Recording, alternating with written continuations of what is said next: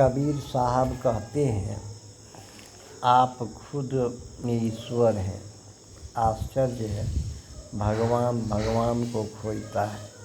जब स्वरूप का ज्ञान तथा कर्म फल भोग का बोध हो जाता है, तब कहीं गिड़गिड़ाने की आवश्यकता नहीं रह जाती है।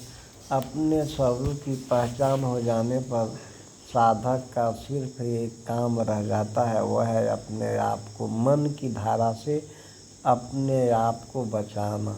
इसके साथ दूसरे जिज्ञासुओं एवं मुमुक्षुओं को भी इस दिशा में प्रेरित करना। ये अपने आप को मन की धारा से बचाना, यही तो साधना है। मन ही में तो सारा कूड़ा कबाड़ भरा रहता है। मन के संकल्प रूपी कली को तोड़ते रहो, फिर न फूल होंगे न फल।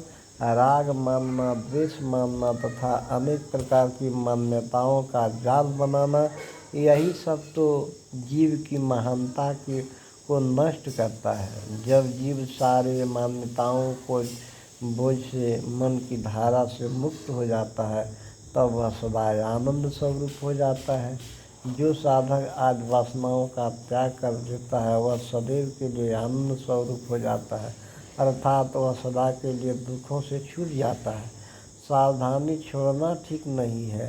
शरीर रहते वासनाओं का अंकुर पुनः पैदा हो सकता है। इस प्रकार अपने आप को निराधार असंग अकेला समझकर अपने स्वरूप में स्थित हो और साधना तथा आश्रम में भी किसी प्रकार का दिखावा न करें, तभी वह सिद्ध मुक्त एवं माया से अतीत होकर सदैव के लिए कृतार्थ हो सकता है। यदि कोई अपने मन में किसी के लिए बैर पालता हो, तो इससे उसकी अपनी ही हानि है। किसी के लिए मन में बैर पालने से मन की दशा खराब हो जाती है।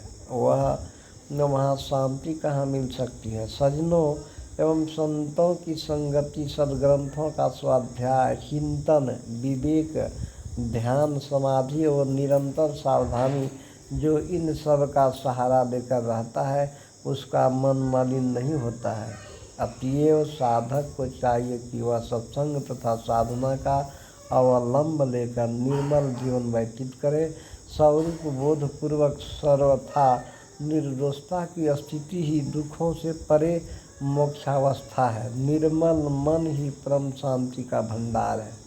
इन सब की उपलब्धि के लिए बोधवान और वैराग्यवान संत गुरुओं के प्रति अनुराग, उनकी सेवा, उनकी आज्ञाकारिता रूपी भक्ति अत्यंत आवश्यक है।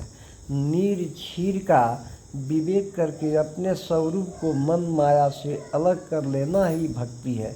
कबीर साहब कहते हैं, जब इंद्रिय अपने बस हो गई और मन प्रशांत हो गया, बस यही मोक्ष है। इसे दूसरा कोई नहीं दे सकता। यह तो व्यक्ति के अपने विवेक, वैराग्य एवं साधना का फल है। इसमें युग गुरु सहायक होता है। सत्य में श्रद्धा ही भक्ति है। मनुष्य अपने आप को स्ववश न रखकर परवश कर दिया है, परंतु परवशता ही सब प्रकार का दुख है और स्ववशता ही सब प्रकार का सुख है।